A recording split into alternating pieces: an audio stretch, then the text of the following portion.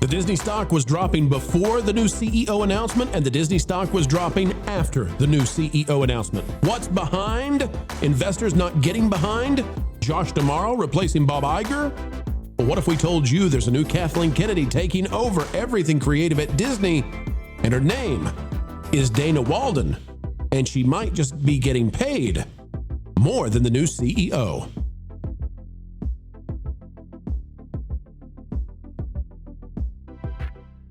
Hello, folks. It's a beautiful day because you've come our way, and we're happy to deliver up to you on a platter of chatter all the truth that you can handle for one single video. Excellence? You betcha. And we're bringing you the best we have today. As we get started, click the like button, drop a comment down below, and we'll let you know something that nobody else is talking about. Dana Walden, bigger base pay as the creative chief officer of Disney than the new CEO. What the heck is going on there? We'll explain right now. Shareholders may not be happy with Disney for the new way that they've set up this Josh D'Amaro Dana Walden system, but folks, we've got some more info here that you might be missing out of Variety by Jennifer Mass. Disney reveals pay packages for new CEO Josh D'Amaro, creative chief Dana Walden. This is interesting stuff. Are you ready to find out how much they're gonna make? Disney has revealed the pay packages for its newly appointed top execs, CEO Josh D'Amaro and President and Chief Creative Officer Dana Walden. As Bob Iger's successor, D'Amaro will have an annual base salary of $2.5 million. Remember that, folks. It's going to matter. He will be eligible for an annual performance-based bonus with a target equal to 250% of that annual base salary. Additionally, for each fiscal year that D'Amaro serves as CEO, he will be given a long-term stock incentive of $26.2 million. He will also receive a one-time long-term incentive award with a target value of $9.7 million tied to his promotion to CEO. It's a lot of money. A lot of money, okay? What about Dana Walden, though? She's not the CEO. She's at a position that's lower. She's the president and chief creative officer, a position that John Lasseter once held, and she's no John Lasseter. Here's the story of a lovely lady. Walden, who has entered into an employment agreement set to expire March of 2030, will have an annual base salary of $3.75 million. Jonas, going back to your notes, how much is Josh D'Amaro, the CEO, the head of the company, being paid annually? I was doing a producer thing here. What was that? Let's go back and review. Base salary for Josh D'Amaro, $2.5 million. Base annual salary for Dana Walden, $3.75 million. She must be more important to the company or something. That's interesting. $1.25 million more being paid to the number two versus the number one. And I'm not even sure she's number two, because typically the CFO, that's Hugh Johnston, would be the number two. She's getting paid more as maybe the third position in the company. Says she will be eligible for an annual performance-based bonus with a target equal to 200% of that annual base salary. Walden will receive a long-term stock award of $15.75 million for each full fiscal year during her president and CCO tenure. She will receive a one-time long-term incentive award valued at $5.26 million for reaching her new position. If we go back up, the stock incentive for Josh D'Amaro at 26.2 is significantly more than the 15.75 she receives. However, given that the stock has been flat for the past, 10, 15 years, that's not all that impressive, and the base salary actually matters. The fact that she's being paid more than Josh D'Amaro, kind of bizarre. And that might be why, ladies and gentlemen, that at the time of the announcement, the stock actually dropped significantly as they rushed Bob Iger out the door. The stock dropping from the opening bell at 104.78 all the way down to 102.86. It has rebounded to some degree, but nowhere close to rebounding over the last few days. And over the last 5 years, Disney stock down 42.44%. That is in stark contrast to the S&P 500, as well as the more successful companies. NVIDIA, for example, up 1,200% over the past 5 years. Disney down 42.44. I'm not sure that Wall Street is excited about this. I don't know why Wall Street would be excited about this. The idea that Dana Walden, as number three, is potentially being paid more than the CEO. And it reeks of the idea that Disney and their board said, we can't lose her no matter what. We have to keep her for the optics. Tabitha, your thoughts on Disney and this very strange situation? They didn't name co-CEOs, but they're giving the person who's number three in the company, Dana Walden, more money than Josh. Kind of like what you were saying, it does sound very fishy, where it's like, well, if we throw more money at her, she will stay kind of situation. One research that I was doing of her, it seems like she's had some prominence for a while in different areas surrounding Disney and other different companies as far as production and not directing, but overseeing things for different movies and shows and stuff like that. So I guess they're hoping, and it could also be the fact that, she'd be the first female president. So it's like making it look, I don't know, what is it? What's the word they're using these days? Accommodating or whatever like that.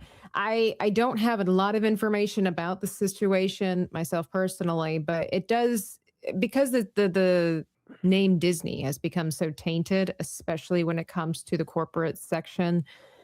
There's a lot of distrust there. So it's like any move that makes and being made is always under heavy scrutiny. And so the fact that somebody who, just signs on, and there are other more important, I would say more important, but there are other people that are important in this role. The fact that she's getting significantly more amount of money kind of sniffs like there would be some desperation there. Well, I'll tell you what it looks like to me is that the Disney board and Wall Street knew Josh D'Amaro has to be. He must be the CEO. She's not been successful.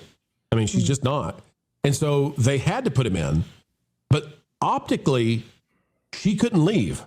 So it looks like she leveraged that, to me at least. It looks like she leveraged that and basically said, you're going to pay, fine, I won't be CEO, but I'm going to get 2 titles, and you're going to pay me more than you pay the guy who's in the lead at the company. And I think that creates an unsustainable situation. It's very bizarre for the CEO to have a smaller pay package than the creative officer. I don't know if, Jonas, do you know of any other company like this? There may be people within the Walt Disney Company that have the base salary as a higher amount than the CEO, because they want the CEO's pay package to be based on performance incentives, so that they can say that the CEO's pay package is based off of performance. They can make it very easy for the CEO to hit those performance metrics, because I don't think there was a year, even when Bob Iger was tanking the stock price down to the 70s, that he didn't still pull in at least $30 to $40 million.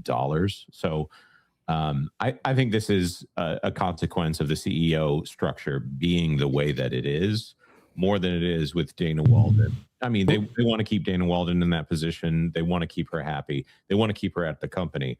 But at this point, I think that it also makes it an easy move when the CEO wants to say, oh, I'm going to forego my salary this year. It's not as big of a deal. That's a lot of them will do when there's some kind of downturn. That usually doesn't happen at Disney because they don't actually care. But at some institutions, that's what happens. Now, in terms of stock, Jonas, you're right. D'Amaro's being paid more. But here's the strange thing. Take a look at this system they've got set up. D'Amaro will have an annual base salary of $2.5 million. He will be eligible for an annual performance-based bonus with a target equal to 250% of that annual base salary. Now notice, 250%, he can go up based on performance. And what we're talking about is, as a CEO, they want the performance to be tied to the pay. Got it, okay?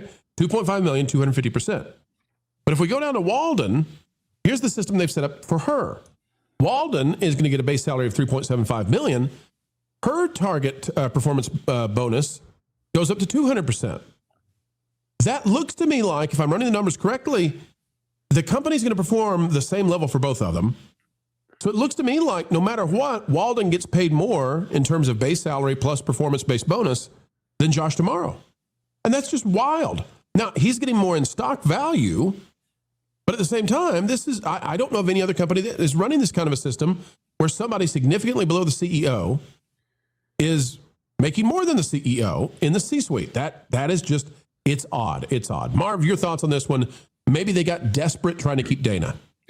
I think that's definitely part of it. The optics of them giving it to Josh and then her leaving would not have been good for Disney. I mean, normal people wouldn't have cared, but the people that they specifically cater to would care. So, yeah, I think that it's all optics, because I think at the end of the day, Josh will end up making quite a bit more money than her, just because of the way these CEO payouts and stock options are handled. We've seen Bob Iger, while tanking the company, make an extraordinary amount of money.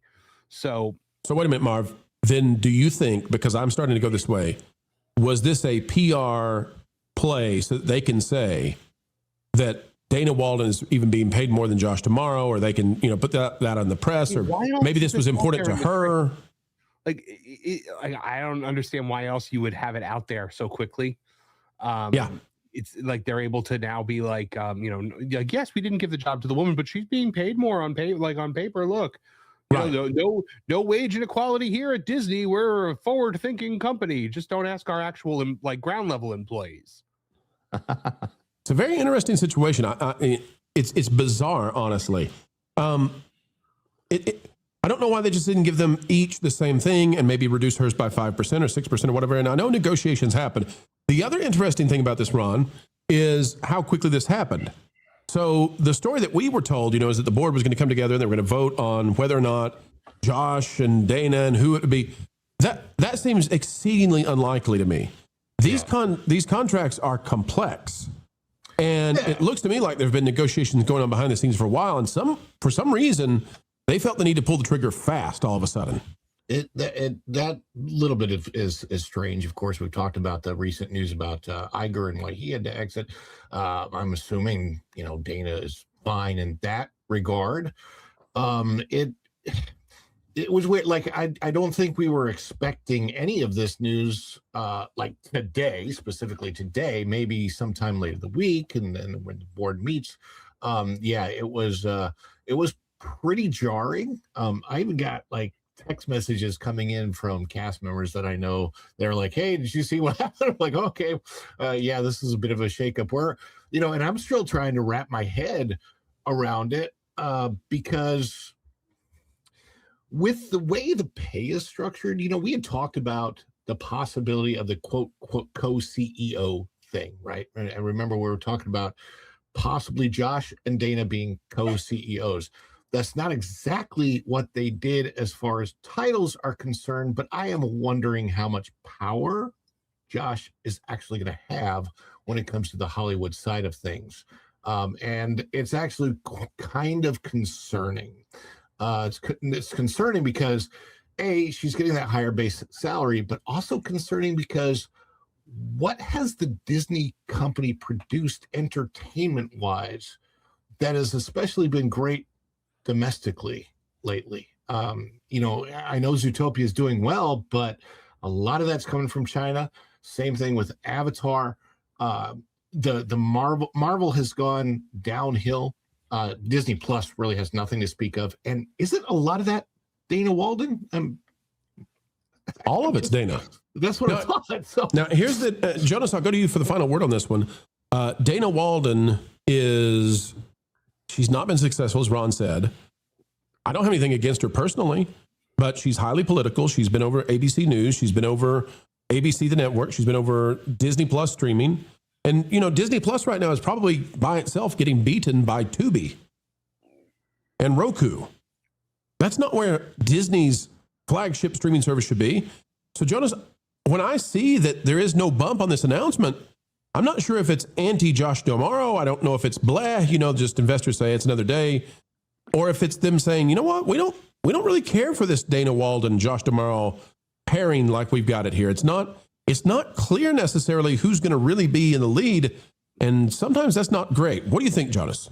I think that this was a highly predictable move for the Walt Disney Company to put Tomorrow in that position. This, in some ways, is appeasing to the Wall Street elite crowd who doesn't really follow the quality of the individual shows. It's a responsible thing for them to do, to not pay attention to which shows are good and bad. They can look at the streaming charts and see a bunch of Hulu stuff, which did come from, Fox and ABC. So they can look in that direction, even though you could say that was Peter Rice's vision that got them there. I think that this is probably by design something that doesn't move the stock price in either direction, meaning there's not enough information for them to have a problem with it. But as heavy consumers of the product, we all generally understand what's gone wrong at Disney. There's an intentional lack of accountability there. There's a lack of even to know who to point at to say, well, that person's the problem. Alan Bergman is now going to report to Dana Walden. Alan Berkman was demoted from chair of Disney Studios to co-chair of Disney Studios when Dana Walden came in, and now Dana Walden will be his superior. So the question of who is responsible for everything that goes wrong at the Walt Disney Company is an amorphous one. So they don't know who to blame. It's just a large corporate board, and that is largely going to be the same. I don't think they even necessarily perceive that Bob Iger is actually exiting the company in a month here. So I think the smoke and mirrors are being very effective. This is the one thing Disney does well, is manage Wall Street expectations. They've had some stumbles over the last few years from obvious problems, but they've really defended against the idea that Wall Street pays attention to the lack of quality and engagement on their material. And Dana Walden has been there doing just enough of a good job to not be noticed for how bad of a job she's doing. She also ensures that Disney stays political, correct? Yeah. Yeah. And also, to be fair, Josh Tomorrow also doing the same things. I don't want it to come off as a misogynist thing, except that people are giving her a shot that they wouldn't give Dana Walden if she was a dude that had been that mediocre. Well, folks, we'll pay attention to it, but Disney in for a very interesting ride. Perhaps a weak CEO, paid less in base pay than his CCO, and the CCO with major political connections and a desire to keep those pipelines of propaganda flowing. Wall Street, so far, unimpressed. You know, we really hope that you felt this video was satisfactual. We know we had an actual good time participating and communicating with each and every one of you out there listening.